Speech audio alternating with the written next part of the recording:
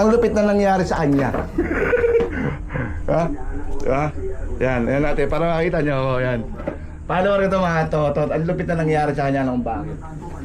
So hindi inaasahan pagkakataon, may warrant kami. Di ba? Yung warrant, kanino nakapangalan? Sa'yo, di ba? Sa kanya nakapangalan. Kahapon lumabas yata nung isang araw. Kailan lumabas yun, Doy? Kahapon lumabas, di ba? Eh alam namin dumadalaw to palagi. So hindi na namin pinuntahan sa bahay. Hindi mo alam na may warrant ka, no? Hindi niya alam na may warrant siya. Ngayon, pag bisita niya sa utol niya, kasi nakakuling yung utol niya dito sa amin, nagtaka siya. Hold na siya. Ano sabi mo? Uwi ka muna. Pwede ka naman umuwi. Kaso, may iwan isang tsinelas mo, okay lang ba? Original yan. Ayaw mo. Ano ba yung kaso mo? Ang kaso niya po is malicious mischief. Sa mga hindi po nakakaalam kung anong malicious mischief, ibig sabihin is meron ka pong bagay o gamit na sinira ng intentional, ha? Intentional mo sinira, kaya malicious mischief. Wala, sasakyan. Ano ba sinira mo? Pinto lang mo sir. Pinto! Pinto! Nilalang mo lang pinto! Diba, kung walang pinto, saan ka dadaan? Sa bintana, ano ka ho? Huwag nalakaw! Pinto ni Doraemon yung kinuha niya. Pinto ni Doraemon ba sinira mo? Alam mo, magic ano? Magic pinto? Tatagos ka sa ano? Ha? Utang guling mo, Repa. Paan muna? Pakikisa ko sa kuko. Asawa mo ba yung kanina? Sana Utang galing mo, Repa. Pampaswerte yan, o. Pampaswerte yan, pampaswerte. Ang ganda ng isip niya, Repa. So ano mga sabi mo ngayon na huwag na dumalaw sa susunod? Anong mga advice mo sa mga follower natin? Pwede naman po kung basta wala nang warrant. Akala ko sabi mo, huwag na ho kayo dumalaw para hindi ho kayo makahuli. Ngayon, ano ka muna, Longko?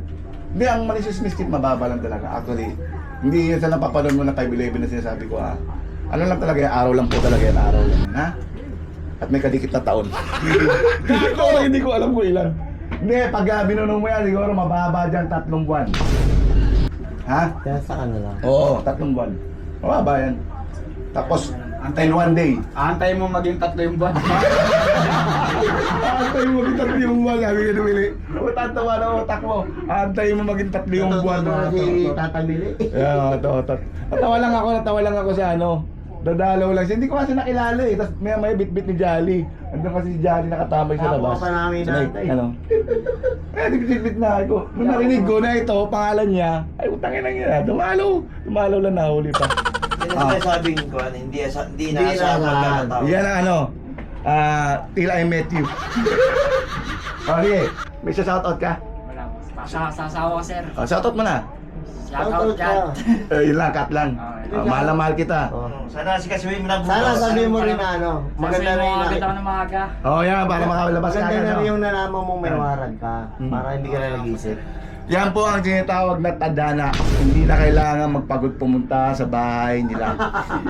Siya na mismo ang kusang pumapasok sa loob ng longkulang. Kulangan. Ha? Okay? Like mo to ha. Share mo. Maglabas ka sir. Maglabas mo ha.